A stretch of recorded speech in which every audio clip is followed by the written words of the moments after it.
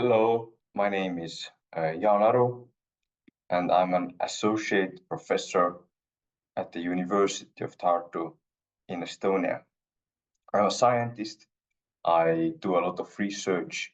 I study how the brain works, how the mind works, and as I work in the Institute of Computer Science, then I also work on the question of how artificial intelligence affects education.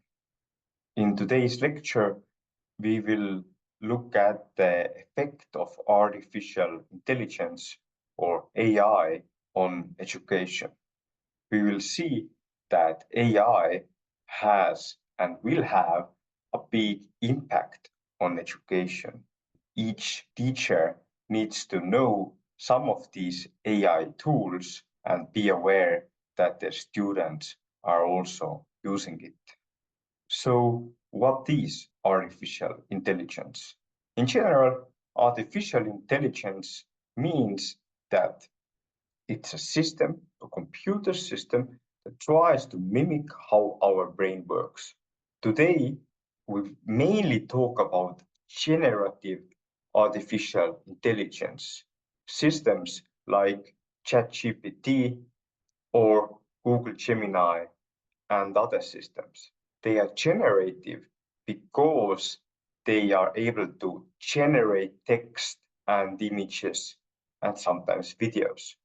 They are trained by having massive amounts of text go into these systems, and then the system tries to predict the next word, and by doing it billions and billions of times, it acquires these capabilities of generating new text. So it is important to understand as a teacher that this generative AI does not copy and paste text. It rather generates text. And as it has been trained on a lot of text from the internet, in simplified terms, all of the internet, then this means that generated text can be, and sometimes is, really, really good. The second point I want to make is that students are using generative AI already now. So there will be students in your class that will take your homework, go into generative AI, copy your homework, get the answer from generative AI, and paste it into the solved homework. So if you are giving certain types of homework, you might already now be reading answers that actually come from generative AI. We should not underestimate generative AI. First, it can really write good text, especially if we're talking about some essay assignments. No matter whether you do it in the 6th grade or 11th grade, essay assignments can be solved perfectly by these artificial intelligence tools. So if you have an essay at hand, you're reading it, sounds too good to be true, then it might be that it comes from our generative AI, not from your student. Second, there's really no way to detect it. Yes, there are companies who try to claim that there are solutions to how you can detect whether the work has been generated by AI, but this is not true. There's no magic bullet. You cannot really detect it, meaning that sometimes you will get a false positive, which is very problematic. The student actually has done the work itself by himself or herself, but the algorithm tells you, oh, it's generated by AI. That's a big problem. So in short, don't really buy any of these tools that claim to be detecting artificial intelligence. And third, you have to be aware that these tools don't generate always the same text. So if 20 students from your class enter the same homework into the chat, they will get slightly different answers. It's not that they will get 20 times exactly the same answer. So there's really no way of detecting it, of knowing it.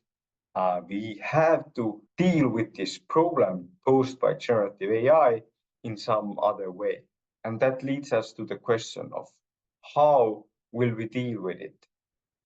Generative AI is here, students are using it. What can we do about it now? So one possibility is that we simply try to ban it. And some countries have tried to do it. It won't work. It can't work because there are so many different AI systems. It's very hard to ban them because you don't know what the students are using at home. So you can tell them not to use it, but you cannot really control it.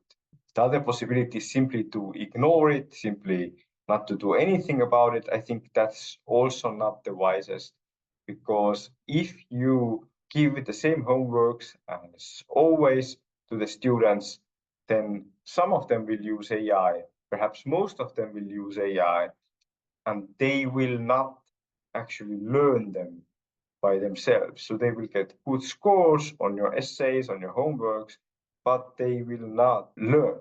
So hence, here in Estonia, we think that the best solution is to try to teach the teachers and the students how to use these systems and change the education system accordingly, so that we can make the best use from these AI systems. One key aspect of doing that is that the teacher, you have to be an expert user. You have to actually know how to use these systems. So I definitely recommend you to try them out. For example, Chatgpt, the most known system, is for free, or at least part of it is for free. You can get the upgraded version if you pay for it, but you have a free version also. Similarly, if you use Google, then you can simply go to gemini.google.com and just start chatting without even creating an account. I definitely recommend you to try these systems out, because although they are programs, they work on natural language. So you can simply talk to these systems. I recommend testing them thoroughly. For example, if you ask something and you see that the answer is not satisfactory, then this does not mean that the system has not solved the task. Rather, perhaps the question was not good enough. So then you can simply tell to the system, oh, I want to have this and that instead of this and that. You can say, I want you to be more professional. You can write, I want to make a homework for the 8th grade. So this is where you, the teacher, should use these systems. That you should also think about how you can improve your teaching, and you can ask these systems. You can ask them, for example, what kind of group work could I do with my 6th grade? What kind of discussion could I have with my 9th grade in mathematics or whatever? You can use it as a partner for brainstorming. And again, if you see that the answer is not satisfactory, then just tell it. Tell the system in what sense is it not satisfactory. Definitely, something that I very much recommend is actually taking your homework that you try to give to the student and passing it through this system. And if you see that the system can solve your homework, then just don't give that homework. And that leads us to the next point. So what kind of change will we then see in education based on these systems? I think the first thing that doesn't need any additional finances is that you really take your homeworks, pass it through these systems, And if you see that your homeworks can be solved by these systems, then don't give these homeworks. As I have said before, it simply doesn't make sense, at least for me, that we would give homeworks that students can solve with tools like Chatgpt, because then we're in a position where we have to judge whether the homework is done by a student or by an artificial intelligence tool. And yes, sometimes it can be a bit funny. For instance, I'm a professor at the university, and sometimes you get homework where you clearly see that it's written by an artificial intelligence, by the fact that the student would never start the answer by writing, I am happy to answer this question. Never ever would a student do it. But in most cases, we simply don't know whether it has been done by a student or by an AI system. Hence, the strong recommendation we have given here in Estonia, and I give to you, is that we should drop certain types of homeworks. We should not give these homeworks that can be done by artificial intelligence. And as I have said, these are definitely all of the written tasks where the student has to write something, but these ChatGPT-like tools, they can solve math tasks, they can solve physics tasks, and they can solve pretty much any task we give to them. So the way we have tried to change teaching is that we simply don't give these types of homeworks. Rather, we make all of the assessment, all of the grading in the classroom, and we say that the students should prepare at home, and they can prepare with the help of generative artificial intelligence. For instance, in the 11th grade, perhaps earlier, you could have a discussion maybe about immigration or about economy. These are tasks that are usually too hard for the student in the 11th grade, for example. But now, if you say that you can and perhaps should prepare your arguments with the help of artificial intelligence, then they can go home, they can talk to the generative AI, they can try to get a better understanding of this topic, and then in the classroom, they will actually present their viewpoint, discuss it with others. Then they have used artificial intelligence at home to learn something, but they still have to present it by themselves. In other words, I hope you see that this artificial intelligence should and perhaps will change the way we learn. And the last point of the content is that I have told you that there will be a change generated by artificial intelligence. And this might feel a bit problematic. It might make you worry. But the point I want to make is that it's actually good that this change is coming. Because I guess that amongst you, there are many who feel that the current education system is not working properly. Students are cheating. They are sometimes only learning for the grades. They are not understanding. Here, because of artificial intelligence, we cannot continue the way we did. But now we can change for the better.